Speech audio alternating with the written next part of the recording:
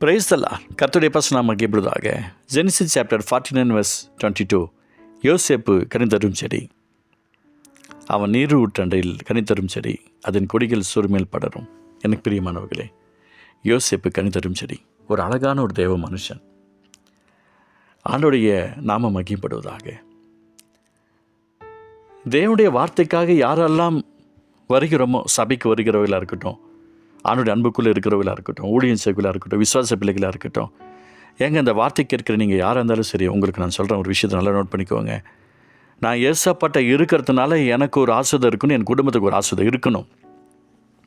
அதில் மைண்டில் வச்சுருங்க. நாம் ஆஸ்வதிக்கப்பட்டவர்களாக இருக்கணும். சில தினங்களாக நம்ம அந்த வார்த்தைகளை பார்த்து கொண்டு இருக்கிறோம். ஆசிரியம் இல்லாமல் இந்த பூமியில் நம்மளால் இருக்க முடியாது. ஆனால் யாரால் ஆசிரியம் வருகிறது கொஞ்சம் நினச்சி பார்க்கணும். தன்னுடைய தகப்பனருக்கு கீழ்ப்படுகிறார், தன்னுடைய உறவுகளுக்கு கீழ்ப்படுகிறார், சொல்லுகிற வார்த்தையை கீழ்ப்படிஞ்சு போகிறார். எவ்வளோ பெரிய கஷ்டங்கள் அனுபவிக்கிறார். உங்களுடைய வாழ்க்கையில் நான் ஒரு சம்பவத்தை சொல்கிறேன். தேவனால் நீங்கள் ஆஸ்வதிக்கப்பட வேண்டுமென்றால் கண்டிப்பாக இந்த பூமியில் இருக்கிற யாராவது ஒருவரால் புறக்கணிக்கப்படுவீர்கள். நாம் புறக்கணிக்கப்பட்டு தான் ஆக வேண்டும். இங்கே யோசேப்பு தன்னுடைய குடும்பத்தால் புறக்கணிக்கப்படுகிறார். தோத்தானுக்கு போவோம் என்று சத்தம் கேட்டது. அங்கே போகிறார், அங்கே அவர் அடித்து போடுறாங்க, ஒரு குழியில் போடுறாங்க, கடைசியில் எகிப்தனுக்கு விட்டு போடுறாங்க. எனக்கு பிரியமானவர்களே, ஒரு சோர்வுகள் வருகிறது. எவ்வளோ பெரிய வேதனை இருந்திருக்கும். தனி மனுஷனாக கஷ்டப்பட்டுருப்பாப்புல. எவ்வளோ கஷ்டம், எவ்வளோ வேதனை. அவர் பார்த்த தரிசனங்களும் அவர் பார்த்த சொப்பனங்களும் அவருடைய வாழ்க்கையில் நடக்கணும் இல்லையா? தேவன் உயர்த்த வேண்டும் சித்தம் வச்சிருக்காரு இல்லையா? அதே மாதிரி தான் நீங்கள் ஊழியம் செய்கிறவர்களாக இருக்கட்டும், விசுவாச பிள்ளைகளாக இருக்கட்டும், நீங்கள் ஆஸ்வதிக்கப்பட்டவர்கள். அதை மாற்றாதீங்க. அதில் நீங்கள் கான்ஃபிடண்ட்டாக இருங்க. நீங்கள் ஆஸ்வதிக்கப்பட்டவர்கள். அந்த ஆசீர்வாதம் உங்களுடைய வாழ்க்கையில் என்னைக்கு வருதுன்றதை நீங்கள் பார்க்கணும்.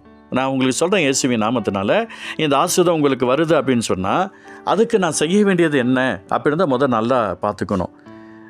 எவ்வளோ கஷ்டங்கள் அனுபவிக்கிறார் யோசேப்பு. எந்த யூனிவர்சிட்டியில் படித்தார், எந்த காலேஜில் படித்தார், எந்த டியூஷன் டீச்சர்கிட்ட படித்தார் இல்லைங்கள. அவர் கர்த்தருக்கு பயந்தார், உத்தமமாக இருந்தார், உண்மையாக இருந்தார்.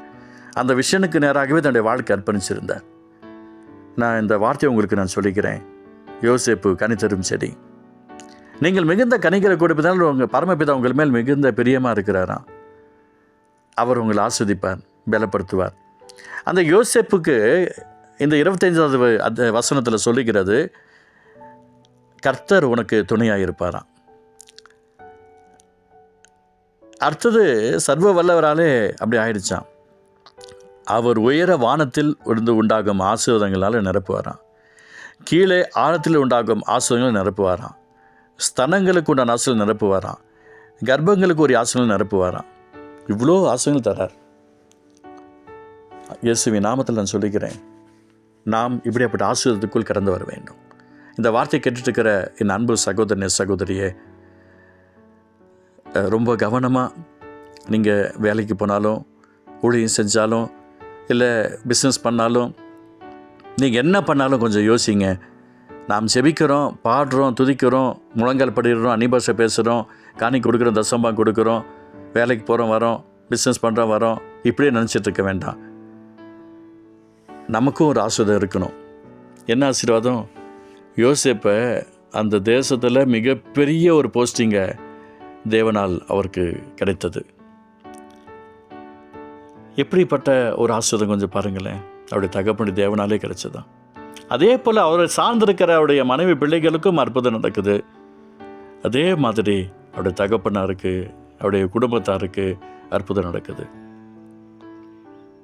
நான் யோசேப்பாக இருக்க வேண்டும், எனக்கு ரொம்ப நாள் ஆசை. யோசேப்பை போல நம்முடைய வாழ்க்கையை அர்ப்பணிக்கணும். நம்மளால் நம்முடைய குடும்பம் நல்லா இருக்கணும், நம்மளால் நம்ம சபை நல்லா இருக்கணும். என்னை பொறுத்த வரைக்கும் நான் சொல்லுகிறது, ஃபஸ்ட்டு எனக்கு தேவன்தான், 2வது குடும்பம்தான், ஊழியம் கிடையாது, 2வது குடும்பம்தான். ஏன்னா ஆண்டவர் சொல்கிறாரு, நம்முடைய குடும்பத்தை மேலே நம்ம ஒரு அக்கறை இருக்கணும். ஒருவர் தன் சொந்த குடும்பத்தை விஷயம் தன் வீட்டாரை கவனம் விசுவாசத்தை மனதில் தோணும், அவிசுவாசலையும் கெட்டவனாக இருப்பானா. நம்ம குடும்பத்தை மேலே ஒரு ஆக்கப்பூர்வமான தாகம் இருக்கணும். 3வது ஊழியம். அந்த ஊழியத்தில் கண்ணும் கருத்தமாக இருக்கணும், விட்டுடக்கூடாது. தேவனுடைய சமூகத்தில் இருந்து அந்த ஊழியத்தை நிறைவேற்றணும். ஊழியம் செய்கிறேன்னு சொல்லி நம்ம பாட்டில் ஓடிக்கிட்டே இருக்கக்கூடாது. திடீர்னு இரு கரையும் காஞ்சி போயிடும், ஒன்றுமில்லாமல் போயிடும். நாம் அவருடைய சமூகத்தில் இருந்து இந்த ஆஸ்வத்தை சுமந்து கொள்ளணும். எப்படிப்பட்ட ஆஸ்வதிக்கிறார் பாருங்கள்.